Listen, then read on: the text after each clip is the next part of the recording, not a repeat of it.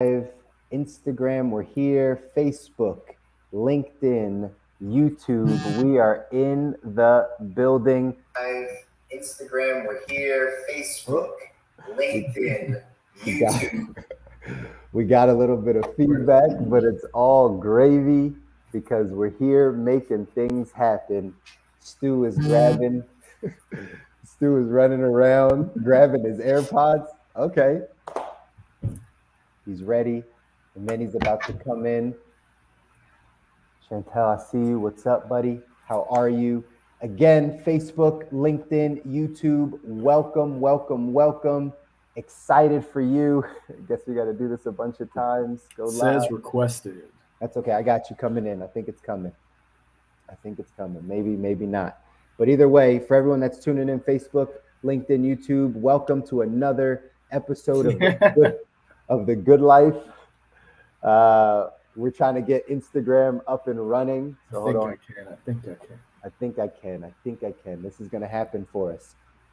But either way, for those of you joining, welcome to episode 38 of the Good Life. Stu, you might want to come out and come back in to the live. I know, right? We just gotta encourage it. Just encourage it. That's all. Oh wait, here we go. Here it comes. Wait, I think it's coming now.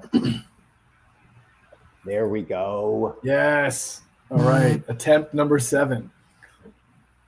In the building. Now we're here. Instagram. We're live. Good to see all you guys. Again, this is another episode of the Good Life. Episode number 38. We're missing our counterpart Kabi only because he's about to get married. So kudos to that man for taking care of some family stuff and getting married. That's a feat in itself. But we wish him well, and he'll be back next week. But either way, I got Stu here. What's up, Stu? How you been, man? How's your week? Things are good? Things are great. I was telling you in the pregame how I spent a lot more time focusing on my nutrition the last week or so, maybe even 2 weeks. My movement's up, nutrition, everything. I'm feeling great. So all the body work and everything pays off. That's awesome. Talked about that a lot earlier, so I could not stress that enough.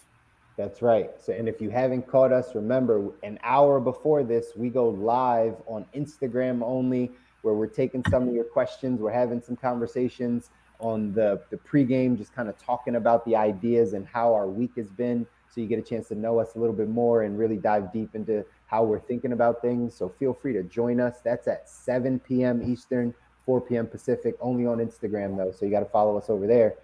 But now that we're here in the show, let's dive into the topic tonight. The topic tonight's going to be a good one because we're talking money.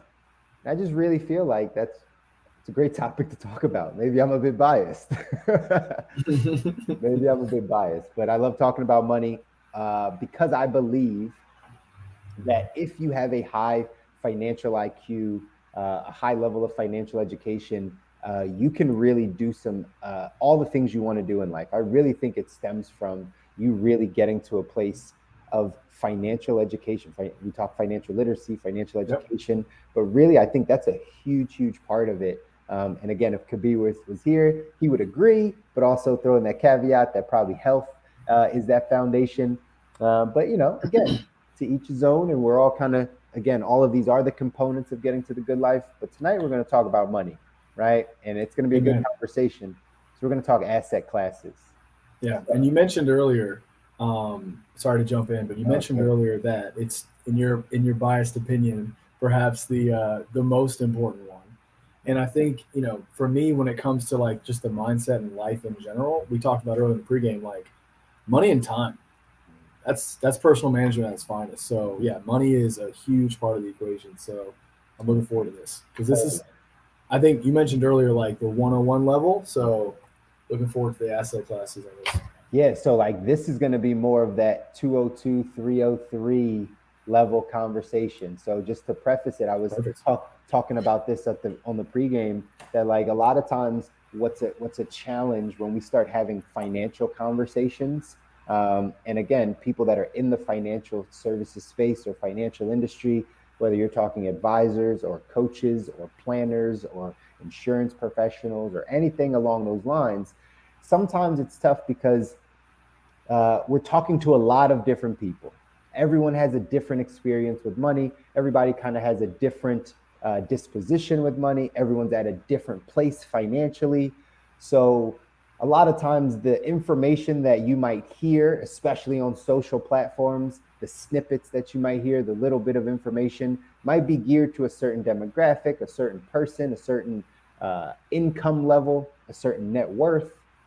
But it doesn't apply to everybody. It doesn't apply to everybody. So I always, and that's been my hesitancy of talking a lot of and going deep into financial products, is because in my experience, I've been doing this, 9 years now, but talking about it for probably the past 5 or 6 and going deep, I always get backlash or someone that says, well, that doesn't work for me. And I'm like, yeah, I get it. It doesn't work for you. You're right, because you're at a different place, but it kind of demeans like the entire message. And so I'm prefacing this one with letting you know, hey, there's the 101 level of financial education, but tonight's conversation's a 202, 303 level of conversation, right? What's the 101? The 101 is the basics of money, which is actually where most people are, to be honest. Most people are at the basics. What's your cash flow, meaning the income and expenses side? Have you mastered your income and expenses? Do you have enough coming in? Do you know where it's going out? Do you have discretionary number, or is it tight? Is it like, I don't really make enough money? Because that's an income and expenses thing. That's kind of a basic thing, okay? And we got short-term savings. Do you have a savings habit? Do you know how to save money? Some people don't. I've been giving this example for a lot of people. Like, I actually learned money and savings as like savings is a future spending account. It's not actually a savings account. It's just a future spending account, right? Like, you're saving for the house. You're saving for the car. You're saving for the trip. You're saving for a specific reason, but you have every intention in your mind to spend that money, every intention. And so when a financial professional might say, hey, let's get to some foundation. Do you have 6 months worth of income, 3 to 6 months set aside? Sometimes we don't even have the tools, right, to actually get there because of how we look at money. So that's a basic thing. If you don't have the habit of savings, you're probably shouldn't really be acting on the conversation we're going to talk about tonight. Yeah. Right. And I think, I was going to ask, you talk to a lot of different people, like directly, and you begin, you take them in and you get to know them and you begin to figure out like what is their level of understanding about money when they meet you, perhaps before they've been exposed to conversations like this at all. Right. What percentage of people that you've encountered and like in your belief, if you were like estimate, would you say have like that 101 lockdown? Like locked down, like they're good to go, like they're ready for they at least, I think they at least understand it enough to where they can, they're ready for 202, or they at least are comfortable where they're at with 101. Not that many. Probably wow. 15 to 20%, maybe 15. Really? Yeah, maybe 15%. And I think that's what's always so shocking, because my dad raised me with this stuff, and it always just blows my mind when some people aren't exposed to this early on, because you don't get it at school. And you mentioned that already, but absolutely not. Absolutely not. And I think there's a big difference there, Stu, and I'm glad you brought it up. There's actually a big difference in knowing it and applying it. Right? Money is actually relatively simple. It's relatively simple. Spend less than you make, stay out of consumer debt, save and invest for the long haul. That's pretty good framework of like what you're trying to do here, right? And then when you add on layers, right, you can get more complicated tax strategies and right stuff like that. Asset class is what we're going to talk about tonight. But in general, like the understanding of money, it's like, yeah, you got to spend less than you make, right? That makes sense, right? Then you got to stay out of high interest debts or things that are not putting money into your pocket. They're just taking money out, and then you got to have a savings habit and an investing habit. That's it. So that's conceptually what we should all be thinking about.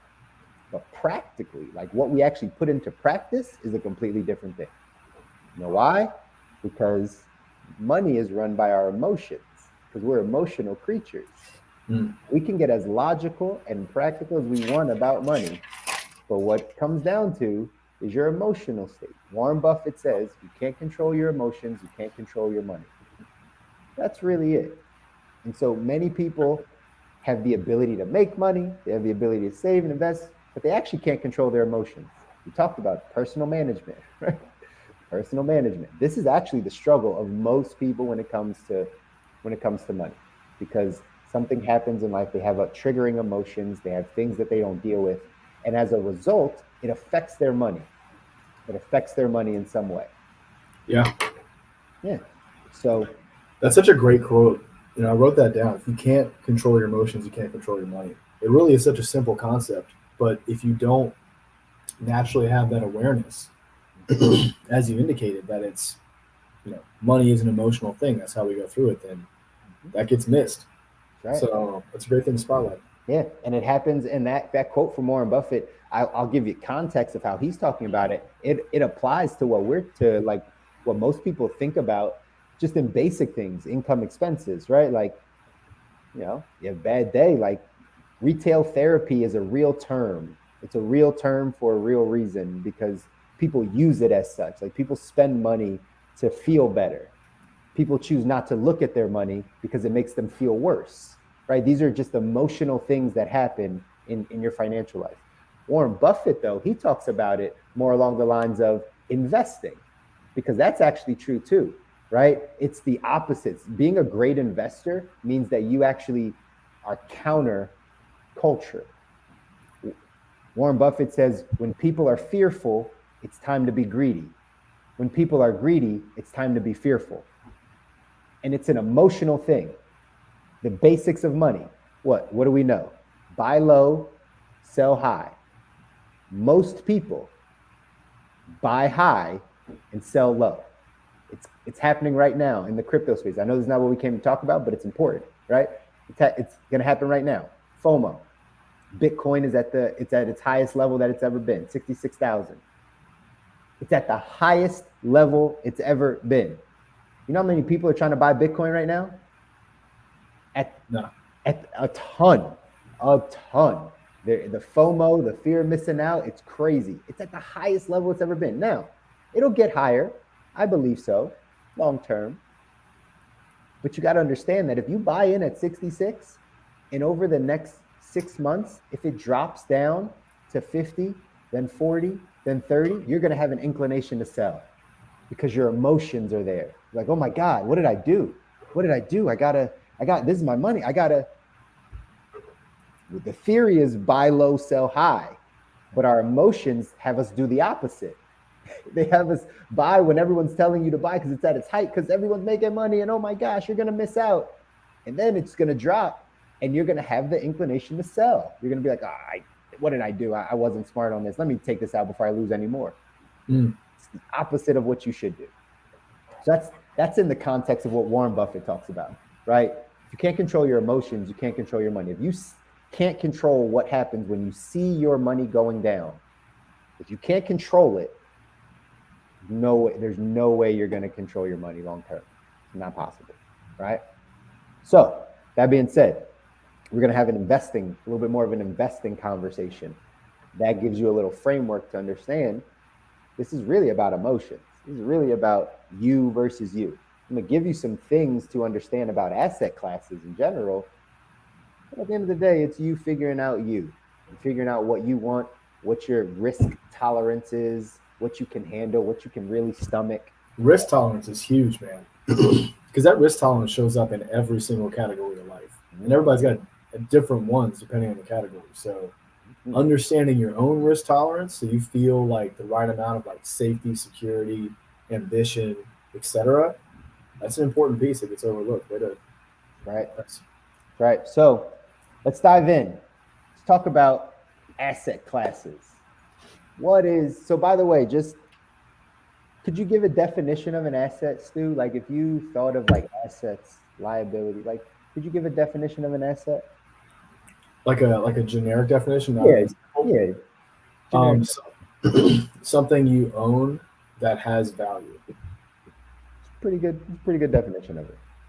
Basically it, right? Something that you own, that you have ownership over, that has an actual value, right? You would hope that value goes up, right? So that It brings you, right, you bought it low, you sold it high, right? Like you hope that that asset brings you something.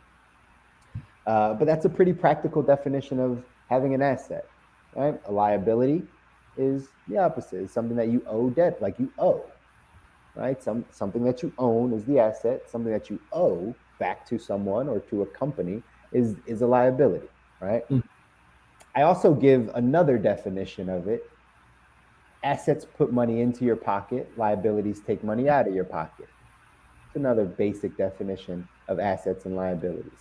But when you have this conversation, the 101 level is income and expenses. The 202 and 303 level is assets versus liabilities. Okay? That's where you start having a conversation. Most people that are still at the 101 level are thinking income and expenses. What are my bills? What's going out? Right? What's coming in? That's kind of their mode. They're not in the assets and liabilities conversation just yet. But when you get to the assets and liabilities conversation, which is where everyone should be headed if you want to build wealth, this is how you get to your net worth. Yeah. You've ever heard that term, net worth, right? Absolutely. Dude, I never really thought about simplifying it like that. That's cool Yeah. because I think that's so accurate. And you can, at least for me, I can look at different situations where I've made some of that income expense analysis, cash flow, but not necessarily fully focusing on asset and liability. Yeah. And as you were talking about the difference between asset and liability, it made me think about how like a house is kind of both. And some people don't necessarily think that, I feel like it's very easy to go like on and off, or in this case, it's either an asset or it's either a liability, but there are definitely both out there. Yeah, absolutely. And it is, right? And that's why even getting into this conversation, you never know who you're talking to. There's different levels to this. If you looked at it just from an ownership standpoint, right? Again, the ownership of real estate in your portfolio counts as an asset, right? There's a value attached to that home.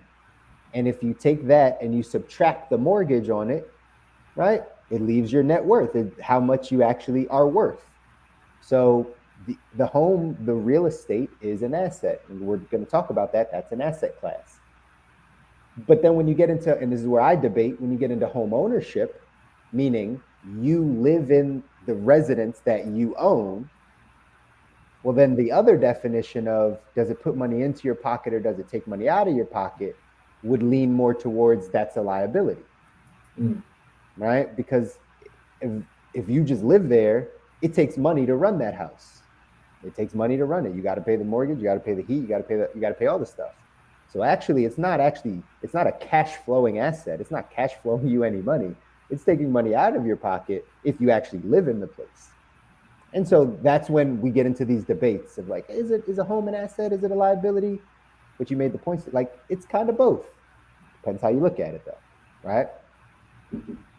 Makes you really, yeah, you see me thinking. Mm-hmm. Makes you really wonder, like, what kind of house do you actually want to live in? That's right.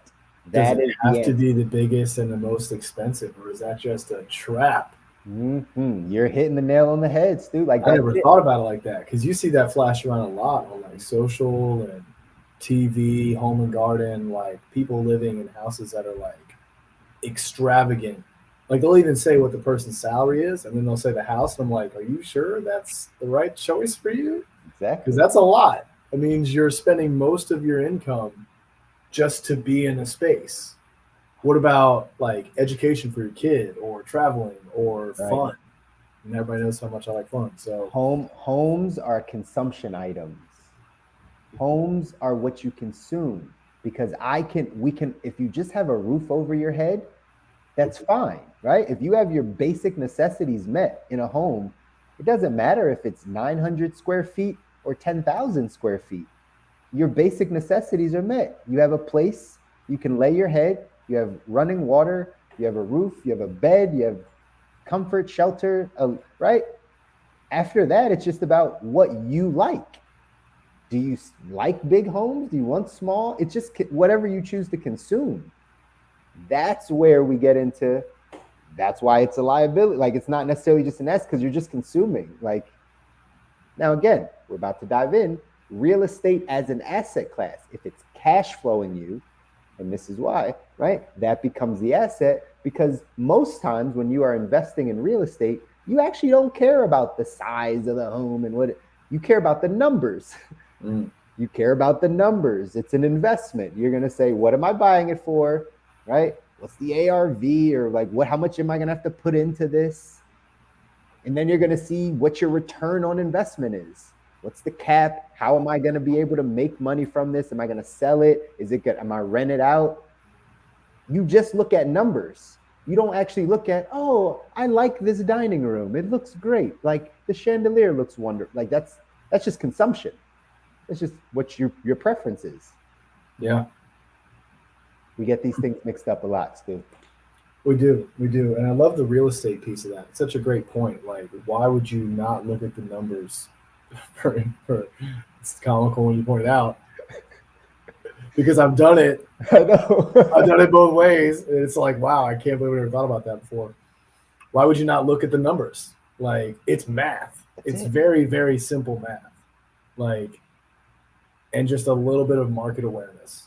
That's it. Especially in real estate. Like, there's very little market risk in real estate, with the exception of every 10 years. Yeah. And again, if your goals are to continue to hold things, like real estate goes up in value. Mm-hmm. Just like the stock market, theoretically. Yeah. Theoretically, right? We might talk about that a little bit tonight, but yeah. So again, this real estate conversation, let's just start there, guys. 5 asset classes out there. Okay. Cash, equities, which is ownership of a business, fixed income or debt, meaning you're lending money, real estate, commodities. Say them again for people at home. Cash, right? We know what cash is. Cash is an asset class. Then you have equities, ownership of a business. Some people say in the stock market, some people say startup funding, some people say private equity, right? Whatever. It's equities. Then you get fixed income or debts, meaning being able to loan money, being the lender, making some fixed interest or some dividend interest potentially on some monies. That's a pretty safe bet on an asset class. Then you got real estate, ownership of a physical space. Then you got commodities. Okay, so let's start with real estate since we're here, and it's the popular one, right? I'll touch on the 2 most popular ones first, and then we'll go to the other 3. But real estate as an asset class. By the way, when you hear the word asset classes and you hear people say diversify your assets, a lot of times wealthy people are talking about across the asset classes. That means you should have a little bit in cash, a little bit in equities, a little bit in real estate, a little bit in commodities, a little bit in fixed income. You should have a little bit all across the board, across asset classes, okay? A lot of times we talk about diversification within an asset class. I'll get to that when we talk equities, but that could happen in real estate, because inside of the real estate asset class, there's many ways to invest. You got buy and hold, right? You could just buy single family residents and just hold them and rent them out, right? That's a way to invest in real estate asset class. You have land. You can buy land, just raw land. I saw tonight, I think it's happening tonight, there's like a government auction. You know, they auction off land all around this country. You can literally just buy a plot of land in the middle of Kansas somewhere that is super rural that nobody knows, and you own that piece of the country. And you can just sit on it and pay the taxes on it, and then sell it when some developer wants to come in and develop in that part of town, in that part of the country. You can just sell it off to them. You'll probably make a profit because you probably bought it for pennies on the dollar, because it's in the middle of who knows where. It just so happens that because of expansion or cities expanding or whatever the case is, that somebody eventually needs that plot of land. Mm. They'll pay you 30 times what you bought it for. That is a way to invest inside of real estate. You got commercial properties. Do you just want to be in commercial buildings? High rises, skyscrapers, local commercial buildings, the office down the street from you. the supermarket, right? Like, and the commercial buildings that are around, you can purchase. Instead of having individual tenants, you could have a business owner as a tenant, right? If you have a building and it's an office building, you can get the top Fortune 100 companies that are around to rent space in your commercial building. They're a little bit more financially solvent than, right, your single family resident, your single Mm. family owner. So that might be a way that you invest in the real estate asset classes, commercial properties. Guys, you can go so many different things. You can wholesaling is a way to get into the real estate world. If you don't know what wholesaling is basically you putting you putting houses under contract. Your job is to connect a seller with an investor. That's what a wholesaler does. You connect the seller to the investor. Typically, if you are looking for what they call distressed sellers. Distressed sellers. What's a distressed seller? Somebody that just needs to get rid of that home. They are 92 years old and have no one else around, and the upkeep of that home is too much for them. They don't have family. They don't really know where to go, but their house is falling apart.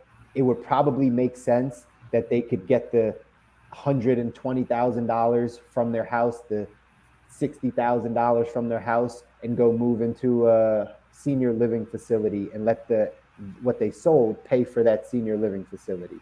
That would make sense. They're a distressed seller. They want to get out. What if you pass down a house? If you're an inheritance, like your inheritance was three of your grandma's properties, but you don't really want the properties. Like one's in a bad neighborhood. You got a lot going on. You just want to get rid of it. You just want the money, so you can get rid of it. It's a headache. Those are distressed sellers. Those are people that want to move the home quickly. What happens is someone that's wholesaling, what they'll do is they'll come over and they'll talk and find the distressed sellers and basically try to buy your house for way below what it's worth. That's really what happens. Your house might be worth $120,000, but because you're distressed and you want to get rid of it, you might be like, listen, I can get you 60 grand in cash in the next week, 2 weeks. And even though you know your house is worth 120,000, you might be willing to be like, well, I need to get rid of this thing. 60 grand cash in a week sounds good. And what they're going to do is say, okay, if you say okay to that, they're going to sign a contract with you and say, okay, I have the right to sell your home for 60 grand. They're going to take that contract to an investor and say, hey, I got this house. They're willing to sell it for 80 grand. And then they're going to look at that. The investor's going to come look at the house, make sure the numbers look good because they know the comps. They know it's going for 120. They're going to see how much work they have to put into it. So they'll pay that 80. Well, when they pay the 80, right, you saw the math there. Give the lady 60. The investor paid you 80. So as the wholesaler, you kept 20. You do that over and over and over again. You can build a business investing in real estate just by wholesaling. That is the way people get in. That was an excellent explanation. I actually know people that do this, and it was one of those situations where I know kind of the basics, but you laying it out like that makes it really simple. Yeah. Gives me some ideas. So listen, I tell people this again. It's a great. Everything can be good in in an asset class, but you just have to figure out what your skill sets are or what you want to bring to the table, and how you think about things. I strayed away from wholesaling for two reasons. One, it's highly saturated, right? Like it's one of the only ways. There's not many. It's one of the only ways to get into the real estate asset class without money. Right? Like you can literally be a wholesaler right now. If you're listening to me and you are broke, you don't have a dime to your name, all you got to do is go knock on some doors and ask if people are distressed and need to sell their house. That's all it takes. It takes legwork. It takes you sniffing it out to be like, oh, they're a distressed seller. Oh, they could be distressed. And that's what it is. So anyone can get into it. But because anyone can get into it, that's why it's saturated. That's why there's so many people there, is because that's a viable way to make it happen. Because you might only need 3 or 4 wholesale deals. And I gave a little bit of an extreme example of 20 grand. Some people make that. Some people might make 5 on a wholesale deal or 7, right? You might. Well, you might make 30 on a wholesale deal. It really depends. Easiest way to get in, highly saturated. That's why I didn't get it. The other reason I'm not a big fan, it's a little scammy. If you really want to like break it down, it's a little like, Mm, I know something you don't know, right? Like, I can see why you would say that, but there's also value in connecting a party that needs to buy and a party that needs to sell. So really, it could be scammy, it could be purely ethical, and there could be some gray area decisions. right, like Um, everything, like all yeah. investments, right? So I think what that comes down to is like if you present like, hey, this is what I'll buy it for, this is my commission, this is how much the investor is going to make. I understand that you'd rather be the investor in the situation or me, but that's not the situation you're in, and you apparently need this money right now. So you human using your best judgment, foresight, understanding of your situation, debts, where you're going to go, what you're going to do with that 60 grand to make you more money, Mm-hmm. ideally, it could be done. It could be Sure. done. Yeah. Sure. And I'm sure it is done a lot, but I definitely see what you're saying with that. Like because you don't really know when somebody gets desperate, they may not be thinking in the best long-term state of mind. There's that fight or flight short term. Yeah, they normally aren't, right? They normally aren't. And again, a lot of times this is what happens in underprivileged neighborhoods, right? In neighborhoods where like people don't have the financial means to hold out. That's why they are distressed. Like they can't, like, so literally any offer that they get, they'll probably take, but it's not what they're worth. Like if they just had the financial know-how to get a realtor, they would get an extra 20 or an extra 40, but they don't because they take that, right? So again, gray line, right? Gray areas to everything.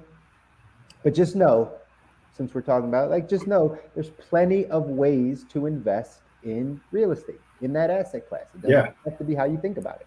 And that one doesn't have an extremely high minimum entry point. Not at It all. really doesn't. You said it yourself. There's a lot of legwork. There's connections. There's perhaps getting a lawyer on board just to really protect yourself and not be butted out of the equation. Mm-hmm. Um, that's Basic, cool. yeah, it's basic paperwork. Like if you know how to fill out a contract, sign a contract, and that's why they say in the wholesaling world, you put it under contract. All right, I put it under contract because I'm talking to this person, and I get them to sign a contract that they're selling me their home, or Yeah, right. So like whatever we agreed on at that table, I'm good. Now I just go shop it around to the investors. dude, this is really cool. So a lot of people talk about divine timing, universe presenting stuff, coincidence, whatever. Mm-hmm. I got a phone call today about an opportunity that somebody's very convinced would be a good one. So theoretically, all I would have to do with that person is find an investor. And I live in South Florida. Exactly. And there's a lot of, and again, I'm glad we're having the conversation. There's a lot of money out there right now. A lot of people don't know. Maybe they do know, right? There's these hedge funds are trying to give away money. They're like at the top, they have so much money to give away right now. Like there's just so much money out there for people that can go after it, can provide value, show great investments, whatever it is. There's tons of money out there for you, tons of money. Mm-hmm. So downside of real estate is it's low inventory sometimes, right? What if people don't want to sell anymore, right? What if people that like you have to go find these things also? So right, it's always going to be the supply and demand thing, but that's with every asset class. Okay, so just know in this real estate side, it's just one asset class, even though a lot of times it's the one we know the most, meaning most people in America, like real estate. But just remember, wealthy people, like you can build in any asset class. You don't have to have real estate. I think I posted this on one of my business pages that like, Jay-Z is somebody I follow that I like as a business person. Well, if you look at his portfolio as a billionaire, the least of his asset classes are real estate. He has like 50 million in real estate. All the rest of his billion comes in equities, comes in businesses. He's a businessman, right? I'm a businessman, not a business, right?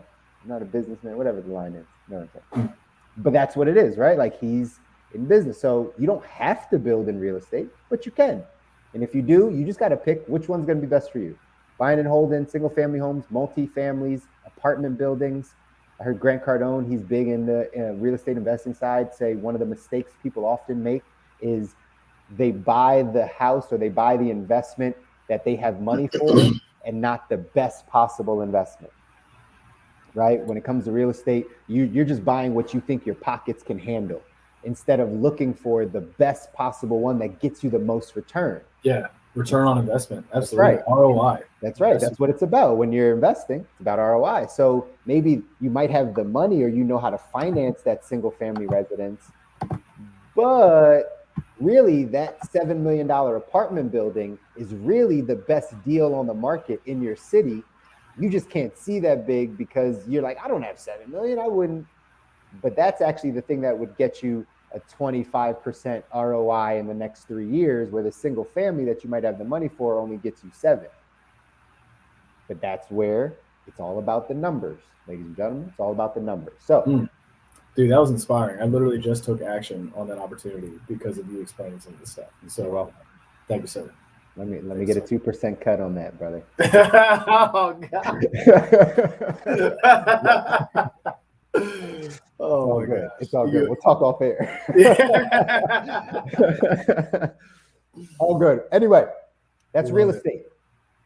Let's talk the other one, since I told you I'd tell you the two most popular. Let's talk equities, businesses, also known as the stock market, right? Like that is when you invest in stocks, you're investing in businesses.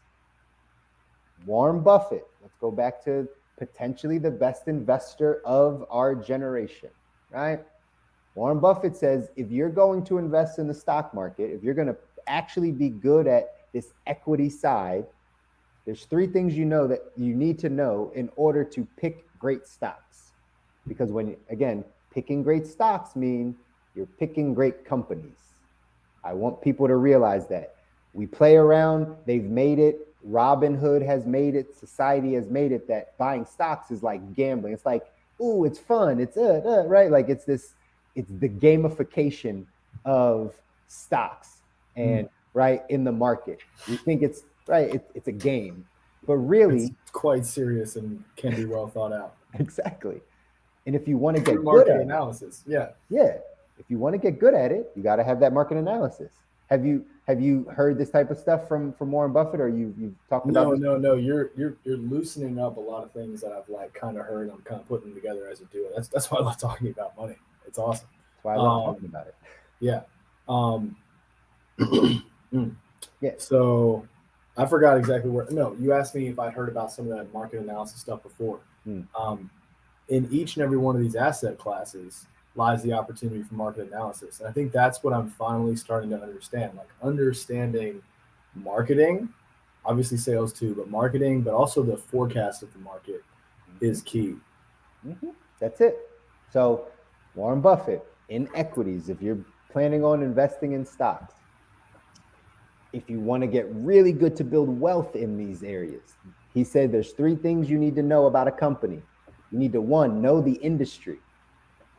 So you should not be investing in tech stocks if you don't know anything about the tech industry. Again, this is a 202, 303 level conversation for those of you that are just joining. The 101 of that is invest in anything that you own. And if you wear Nike, invest in Nike. If you go to Starbucks, invest in Starbucks. If you use Colgate toothpaste, and invest in Procter & Gamble or whoever makes Colgate. That's perfectly fine to get your feet wet if you're at the 101 level. Perfectly fine. 202, 303 level conversation. If you want to get good at the stock market, listen to Warren Buffett. He said, listen, you got to evaluate these stocks like they're businesses. First and foremost, do you know the industry? Do you understand what happens in tech, the ups and downs, the technology, that's the big players, who's the movers, what's happening in the tech space? You got to know the industry. If you don't know about energy, renewable energy, if you've never read an article about renewable energy, please don't invest in energy companies. I know we believe that's where it's going. I know that's smart. But if you don't know anything about the industry, you're gambling. You won't know when it's good, when it's bad, when to pull, when to sell, when to buy. You don't know anything. You're taking guesses. You're taking information from people. So you got to know the industry. I always give my story of how I missed out on Chipotle. I missed out on Chipotle as a stock. I remember, I don't know if you remember this, dude, 6, 7 years ago, Chipotle had a huge outbreak, another E. coli, like a couple people in a bunch of different restaurants, bunch of different stores, right? Like they got sick Yep. from the lettuce and all that stuff. I remember at that time, because remember, my background, ladies and gentlemen, is restaurants. Yeah. My background is restaurants, right? So I have an associate's in culinary arts and a bachelor's in food service management. I used to joke with people a lot. I could walk into any restaurant and spot all the stuff that's happening. I could tell you what, if the manager's having a good day, if they're not, if it's a good restaurant, if, like I could tell you everything about it just walking in because I know the industry. So when that happened to Chipotle 6, 7 years ago, whenever that was, Chipotle, uh, people talking bad about it, right? Stock had dropped down. Everyone's like, oh, it's the end of Chipotle, all that stuff. I knew intuitively, I was like, people are still going to Chipotle. Nobody's stopping going to Chipotle. Are you kidding me? Like Jack in the Box killed somebody. They killed a little kid back in like the 80s or the 90s. And they came right back and right PR and they make it happen again. McDonald's was about to buy Chipotle. I don't know if any, like, again, I'm an insider in the industry, so I know these things, right? McDonald's was trying to buy Chipotle. They just chose not to sell. So at the end of the day, I knew this wasn't going to do much. I looked at the stock at that time and I wasn't as gutsy as I am now. So I just put it on my watch list. I just put it on my wish list. At the time, Chipotle was at $220 a share 6 years ago. Do you know what it is right now? Can you Google it?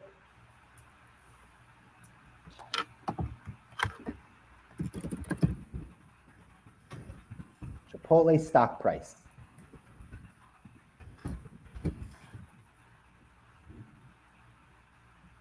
It is now $1,823.09.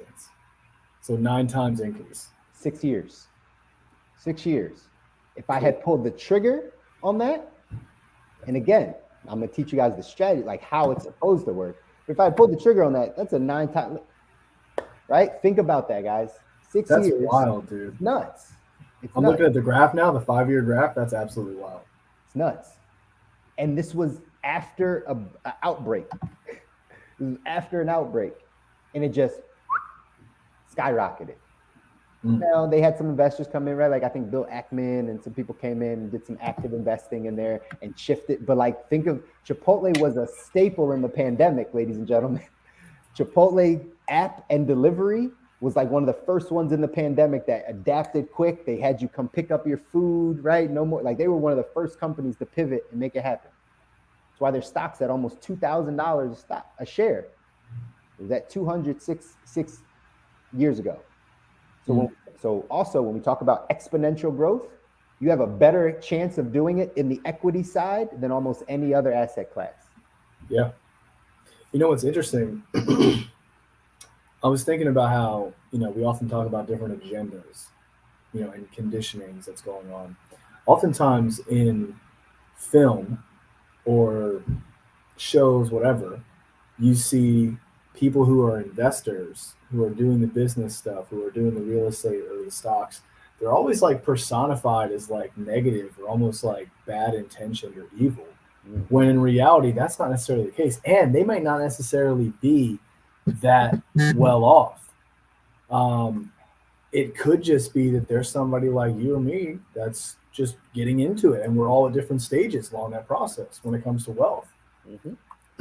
Now, I wonder why somebody would try and convince the entirety of society that they're bad people. Maybe is it to shy them away from doing the thing that works and grows your net worth and takes power away from the government? Who knows?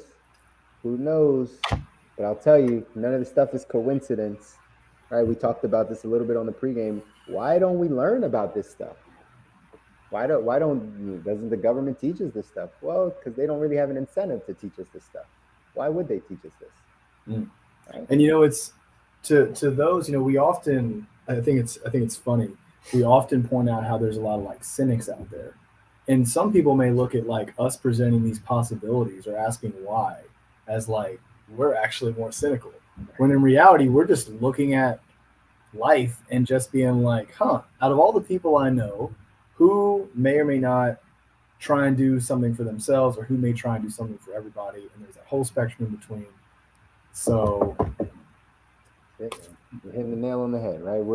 We're opening up, so to speak, Pandora's box, right? Just opening this stuff up, getting people to where they need to be. The show is called The Good Life, right? Because we want you to get this information to get you to where you need to be. So now, asset classes, back to it, because we're running out of time. I'm not going to be able to get through all of them, but that's why I chose the two most important ones, are the ones that people pay attention to the most.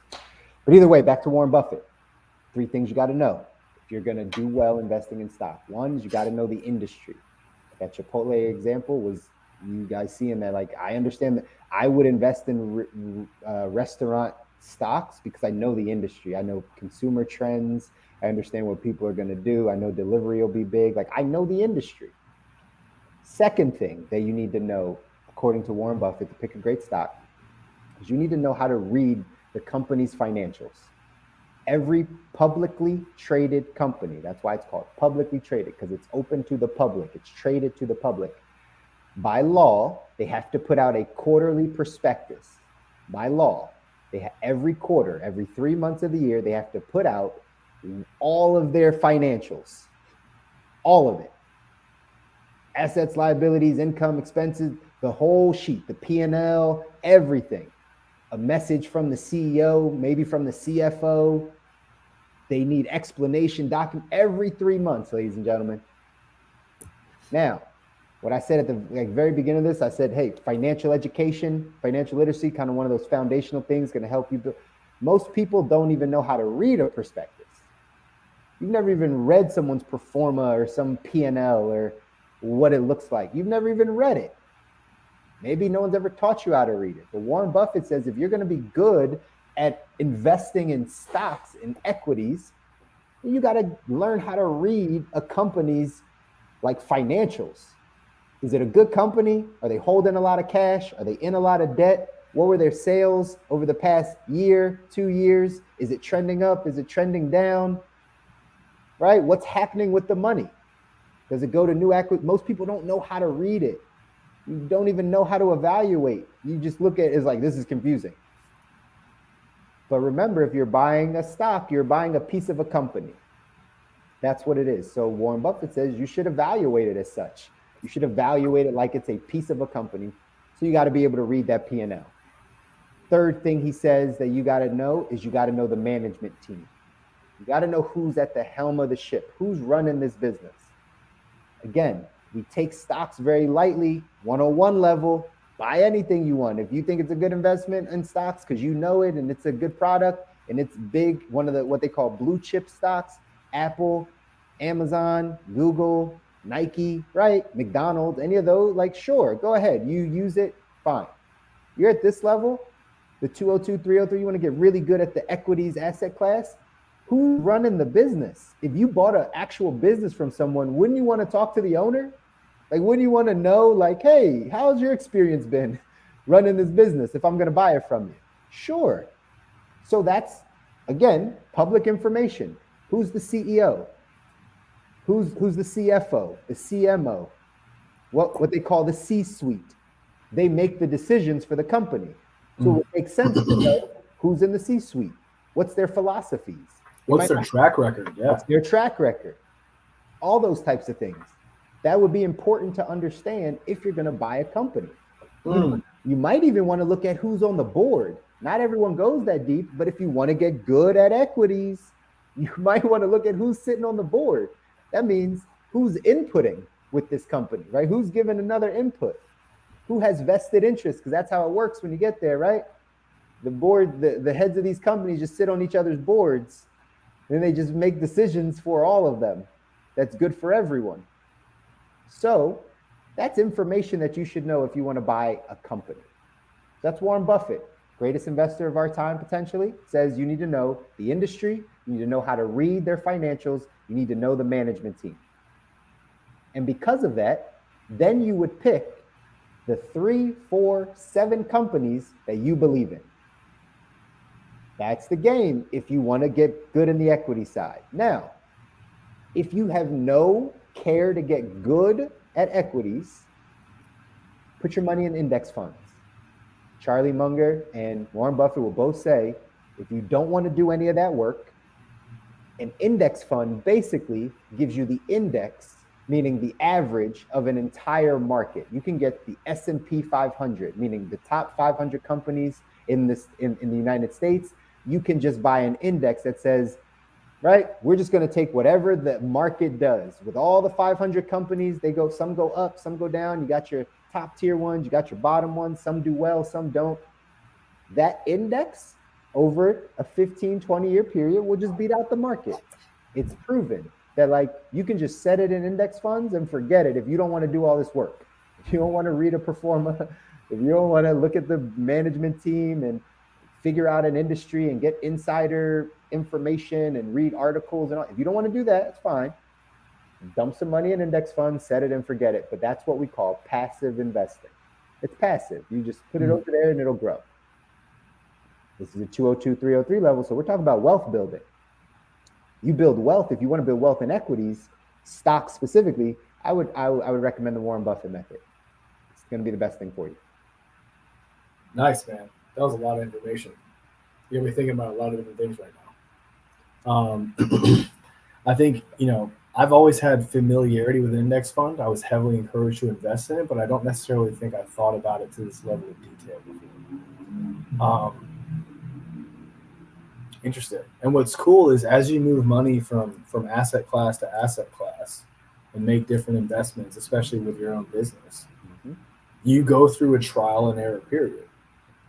And what's interesting is there's so much shame when I think in society it's prevalent for there to be a lot of shame when your net worth goes down, which is so interesting because that's not necessarily a bad thing if you're moving into a better asset class, if you're making an investment where you're shifting more into the assets that are going to give you a great ROI. So thank you very much for pointing that out, bro. You're welcome. And again, for everyone that's listening, I hope you're taking this in because this is it's the next level of conversation when it comes to you building some wealth. And by the way, that equity side, that's what I just talked about was just stocks. Equities is also private equity, ownership of the business. Can you get around startup people that are starting businesses? Can you be a seed? Can you plant a seed? That's why they call it a seed round. If you know startup funding, right? Can you plant a seed in a business with your money that if you believe in that business and the people running the business, that will turn into a 30x, 1,000x, 10,000x ROI after 5, 6, 7 years. If that company chooses to go public. Again, I've told this to people, you could have invested in Uber in the seed round if you knew Travis and all those guys, right? If you knew all the people that were running, if you were up in Silicon Valley at that time, bouncing around, hitting bars, talking to people and shaking hands, and you heard of a little concept called Uber, right? And you believed in it at that time. Most people, and that's the thing about investing, to get in early, to get the gains, you have to see something that other people don't see, right? You have to understand something that other people don't understand, right? The people that did invest in Uber, they saw something different. They're like, oh, this actually could. It's not just a, crazy idea. It's like, no, that makes sense. So yeah, here, take this $10,000. Here, take this $25,000 as a seed. That 10 or 25,000 would have turned into a few million when they IPO'd because you saw something beforehand. So that is another way to invest in equities. That's why I love being around entrepreneurs and getting around. You just might hear somebody, they're like, oh, that's a good idea. Then you get connected. Let's go to dinner. Let's have a drink. Tell me about what you got going on. If I'm the person with the money, if I've been listening to this call and, right, you got short-term savings set aside, you got your retirement set aside, and you just got this extra money. Most people are like, well, let me buy a house. Right? They jump to that real estate as the asset class. It's like, wait, there's people building businesses that you probably believe in right now, that you believe in, that really hits the core of who you are. You just don't know them. They haven't been exposed to you because they're in the seed round. They're small. But man, if you find them and you take that $25,000 that you were going to put down on a property and give it to a business owner and give it to a startup as a seed investment, and you get a percentage that that investment could change your life. So I know I've gone on record talking about the equities side gives you so much more explosive growth potential. Like you can just, if you hit it right, and that's the good thing about business, ladies and gentlemen, you only got to be right once. You only got to be right once in business, especially if you're investing in businesses. It's why that's what all, if you are noticing what's happening, maybe you're not, I notice all these athletes, actors, people that have some form of money have some form of something ventures, right? They're all setting up these venture companies so that they can invest in people, they can invest in businesses. And just if they so happen to, one or two of them might pop and it paid for all the other investment. Yeah, yeah. And they can create a win-win Yeah. with that person that wants to create that business. Like, hey, I want your face on this bottle of gin, and we're about to pop off because it's good gin. That's why Shark Tank got big. Shark Tank is it piloted this for our society, right? Shark Mm. Tank is literally a bunch of investors putting small seed money into the population, the general population. They just happen to turn it into a TV show. But that's all it is. It's the same thing. And people that are listening, you have that capability. You can save 30,000. You can save 50,000. Yeah, somebody might not come to you for, 1.2 million, but you got enough to invest if you choose the equity side. By the way, equities also is ownership of your own business, right? Like Amen. it's your own business too. I always want entrepreneurs to know that, or people that are starting businesses. Don't feel like you got to start a business and then go invest in real estate and then go put money in crypto. Have you thought about taking all that money and putting it back into your business to strengthen your business? People are always like, I can't hire someone. I don't make the money, but you're investing trying to get a house. Exactly. Just Dude, love bring this it back book so because much. it's true. Yeah. It's just the truth. That money will go way further if you know what to do with it and you put it into the infrastructure of your business. Because again, your goal is to create cash flowing assets. So your business can cash flow you. If you put Mhm. more into it, it'll cash flow more. If you put it in the right places, but just like any investment, you put it in, it might not cash flow you. You put it in another stock, it might not cash flow you. At least when you bet on yourself and you use your dollars for your business, you control it all. If you put it in marketing, you put that $5,000 investment into your marketing and it didn't do anything, you're to blame. It's you, right? That was just not the right strategy. It's okay. It's okay. I think that's a big thing to remember. It's okay, but what did you learn from it? That's Right. the key thing. You can That's spend all your time beating yourself up on it, but what did you learn from it? Amen. that's right. That's what it is. So I see that we've run out of time, guys. We've run out of time. But I went over the two main asset classes, and maybe we follow this up. I know we got a schedule for you guys now, so we're gonna hit some different topics. But maybe we come back to this. Maybe we jump on a live and just do a little bit more extra, maybe sometime during the week. But I went over the two of the five asset classes that Mhm. really people are paying the most attention to right now: real estate and equities, right? Ownership of a physical space and ownership of businesses, whether that be stock, startup funding, whether it be your own business. But those are the two that most people are paying attention to. So I gave a little clarity on those two. Now, again, we have cash, we have fixed income, which is debts, and then we have commodities that we didn't talk about. But those three are a little bit more, right? They're rare. They're a little bit more rare. So these two, I think, will give people enough that they need to understand. And all I will say is you need a specialized knowledge if you're going to get great in one of these areas. You need a specialized knowledge. You heard Stu talk about, right, knowing or having an opportunity being presented to him and now getting more information where he has a little bit more specialized knowledge in that area to understand how to move forward. It's going to be the same thing if you actually want to get really good at stocks. Don't just, again, if you want to set it and forget it in passive, index funds. Don't even disregard everything I'm saying, right? Just put it in some index funds. You can even pick a sector. If you like healthcare because you think it's going to be big, just the healthcare indexes, or right, technology Mhm. indexes, or right, in industry there's indexes for that, or you can just take all the market. But regardless, that is another way to do it. But if you really want to get good at it, really you should be picking like four or five, because you know the business so well that you will keep banking on that company. That's all Warren Buffett does. Like he's just bought Geico and McDonald's and Coca-Cola just over, and they just keep putting more money into the same household stocks because they know the management team, because they know the industry, because they look at their financials and say this is a strong company. So why would I stop putting money into this thing? It's not Amen. it's not a game. It's just about building wealth. It's about the numbers, guys. So, Stu, hopefully that was helpful. Yeah, it was, man, very. And I think, just as a closing comment on my end, what we're really talking about here, and I talk about this when I talk about business with some of my clients, is you're describing how you have to know, like, and trust factor, just like you would for sales. You have to have it for investment. You Mm-hmm. have to know it, you have to like where it's going, and you have to trust it based on whatever factors you have. So, well put, man. Thank you so much.